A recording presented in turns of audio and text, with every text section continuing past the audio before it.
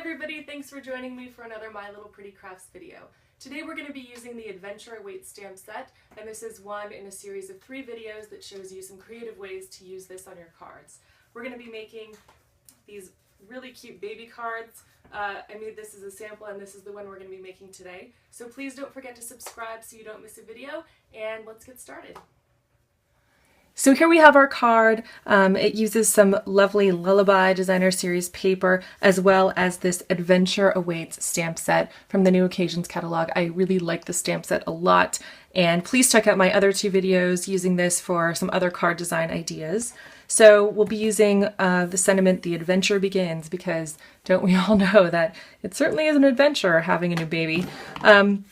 This is, a girl version of the card, and today we're going to be making a boy version. So I have used the oval framelits from Stampin' Up. I've used this largest scalloped oval to cut two of the Coastal Cabana. I've also used it to cut one of the Designer Series paper, and we're going to lay that right over top for the card front.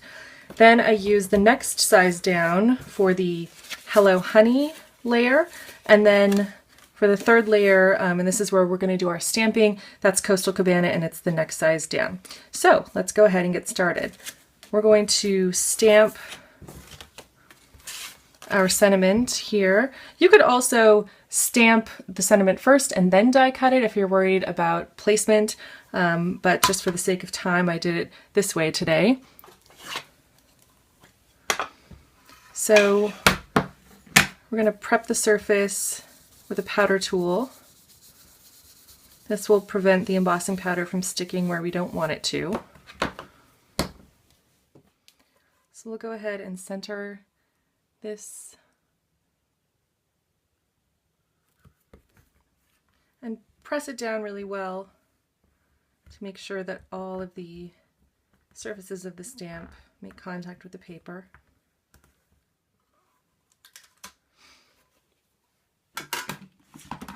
And we'll bring in our embossing powder.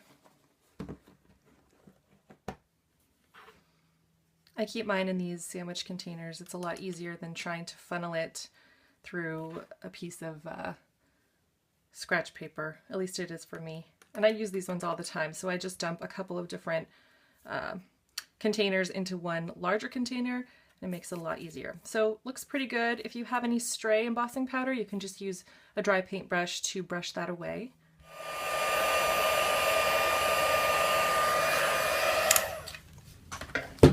Alright, so you can see how nicely that white sentiment, now that it's embossed, really pops against the background. So now that we have our stamping done, I'm going to start to assemble the card base. So I'll bring in the scoring tool, and we will create the bottom layer of the card. So I'm just going to come up here and score just the very top.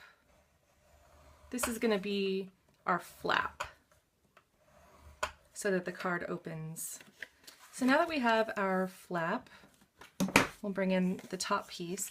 Now you're going to want to use a strong adhesive for this so that it doesn't come apart as your recipient opens it.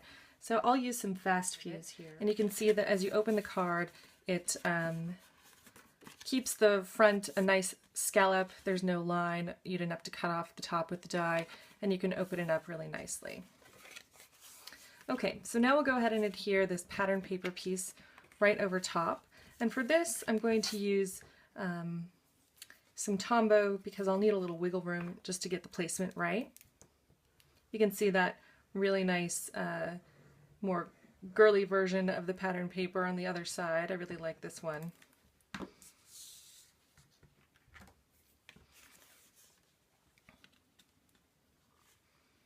So we'll just adhere this right over top. So now we have our layers. I'm going to adhere the focal point, the sentiment piece, right down to the Hello Honey layer. And I'm going to lay a block down just to help that flatten out as it dries while I work on my confetti. So here I have some scrap Hello Honey cardstock, and I'm going to be using the Stars confetti punch. This is great for making confetti, for shaker cards. or I don't know, lots of different uses really. We'll punch that out. So you see you get all these tiny little stars that are really, really fun. We're also going to use, let's see, I think it's just some white, actually. So I'll cut some white out.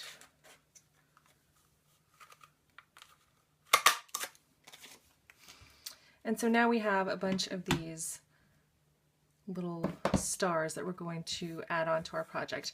Now you can leave this step off if you like. I think it adds a little extra something. I'm going to be using this Quick Sticks tool.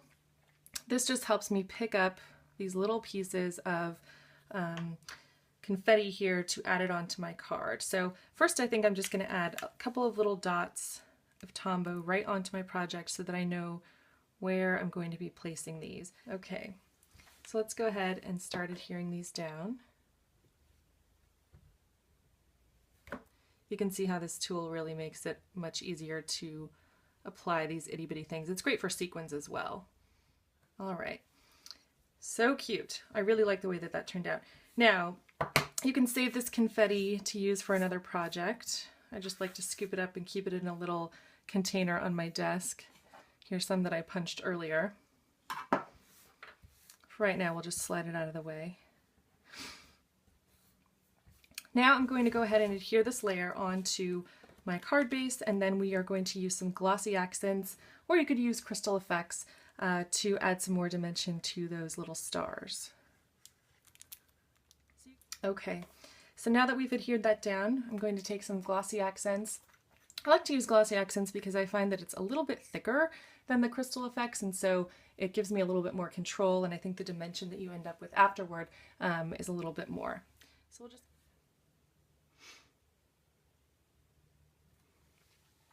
Okay, so we're going to set this aside to dry. Glossy accents can take, or crystal effects can take, depending on how much you put on, 20 minutes or even up to an hour, or sometimes even longer if it's a really thick layer. But I really like the way that this turned out. In fact, I think I like it a little bit better than the girl card personally. But let me know in the comments which one you like better. Thank you so much for watching. Please be sure to subscribe and give this video a big thumbs up, and I'll see you next time.